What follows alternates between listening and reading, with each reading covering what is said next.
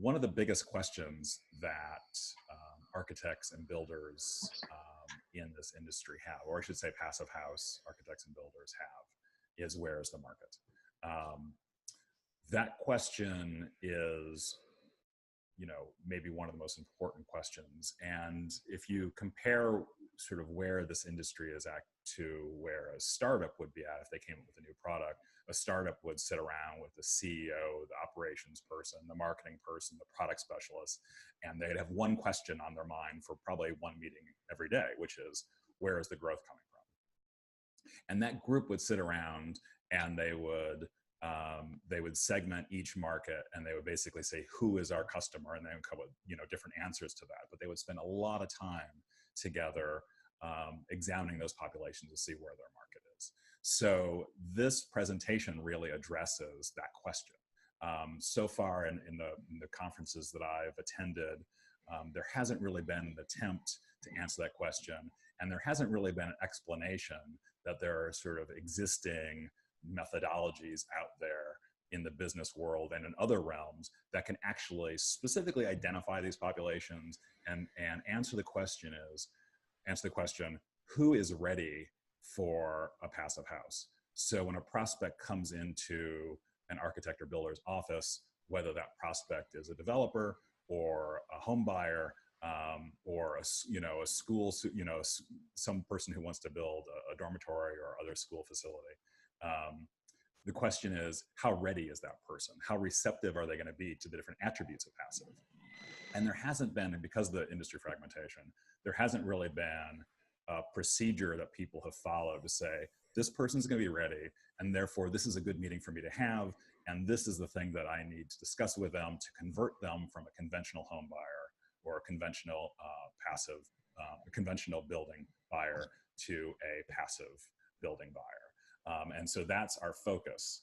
And the presentation is really going to look at two interventions, or I should say two programs that we're launching or that we're working on. One that focuses on what occurs in the meeting between the architect and the home buyer, and one that focuses on what occurs in, let me start that over.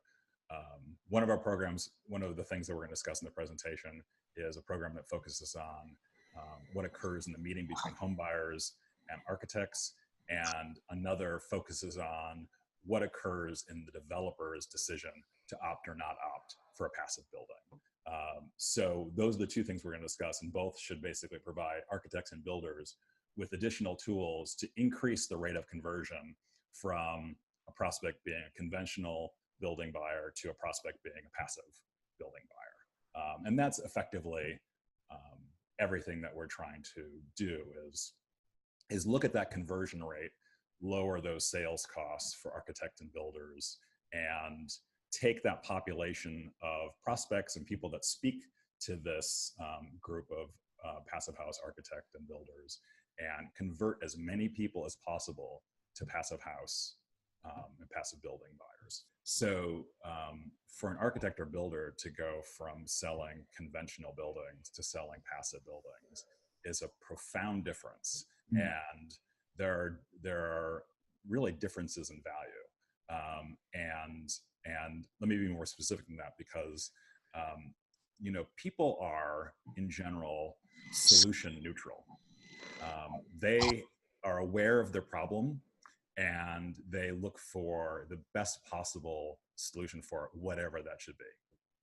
That's why there are no typewriter factories anymore. People did not love typewriters. They loved to have things typed. So we have a better way to get things typed now, and the typewriter is not the way to do it. So when the person meets with an architect or builder, if they're trying to solve problems with asthma, then they are likely to have a really high readiness and receptivity to passive house. If a person is looking for exclusively at aesthetics and the architect is selling exclusively aesthetics, then there's going to be a lot of competition between conventional architects and the passive architects. So it's that ability for architects to recognize what the value is and to be able to sell that. As one, I don't know if I can digress for a second. Sure. But, you know, even within the passive house community, one thing that is just assumed is that, you know, there's not really a market for a passive house. I hear this over and over again. There's not really a market for a passive house, except among the affluent buyer, which I think of as the kind of the luxury good market.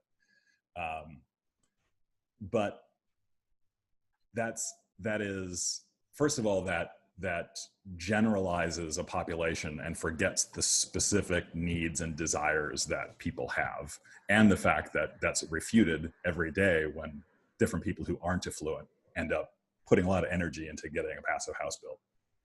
But if we conform units, that basically means we need to have net present value on all the energy and repair savings, and then compare that to construction costs. And if we do that net present value on the repair and energy savings, and even forget air quality, sleep benefits, and other things, we still come out with a home buyer who is probably going to be ahead on the order of $125,000 or more. When people talk about building type, they're basically falling into a price competition or commodity market trap.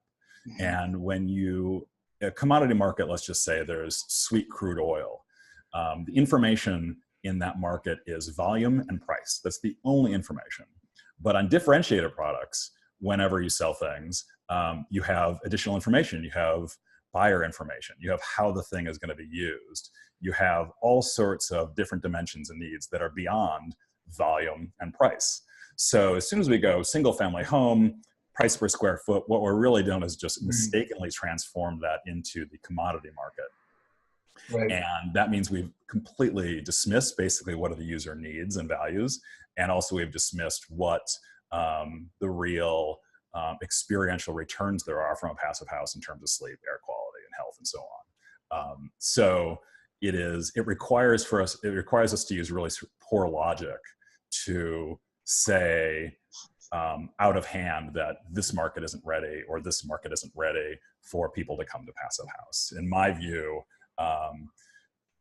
really with the right devices, we're ready to spur demand very rapidly in the passive house market, in developer-owned buildings, in single family homes, in different rentals, in different commercial buildings. It's just a matter of filling the missing pieces of a functioning market. It's not a matter of waiting for code. And that's one of the reasons for our existence. The code efforts are great, but we shouldn't be waiting for code to make a market. What's the market for a single family home? We've already made a mistake because there isn't, we say, what is the sleep products market? What is the air quality products market? What is the asthma condition market? What are all these markets, and what is the urgency of the needs behind them? Once we've identified those populations and looked at the urgency of those needs, we can see the attractiveness of a passive house. Then we can see how to better design them. We can see how better to provide them to the buyers. And that gets us out of the trap of just going, okay, single family home market, and I have a stick figure in my head, and that's my representation of the person. And if I think of who should I sell to, I basically draw a blank because I don't know anything about them. But if I, on the other hand, I go, okay, who has asthma? And this is an example I've given a number of times before, there's a dad out there who has a daughter with asthma, and that daughter wakes up at 2 a.m. and the dad's worried. That dad is going to do anything that they can to address that asthma problem. They don't want their daughter to need to go to the emergency room in the middle of the night. So that's a population. That's not just one dad out there. That's a population of people with an acute need, and they're not worried about price per square foot. They're worried about their child suffering, potentially dying in the middle of the night, and all the sort of anxiety and stress that accompanies that condition. Asthma sufferers, pay approximately $4,000 a year in medication. So if we look at that population, we see, okay, there's an acute need, and all this population really needs to be informed. They don't need to be persuaded. There doesn't need to be some fancy language. We need to find them and then say, here is a thing that will reduce the acuteness of those symptoms.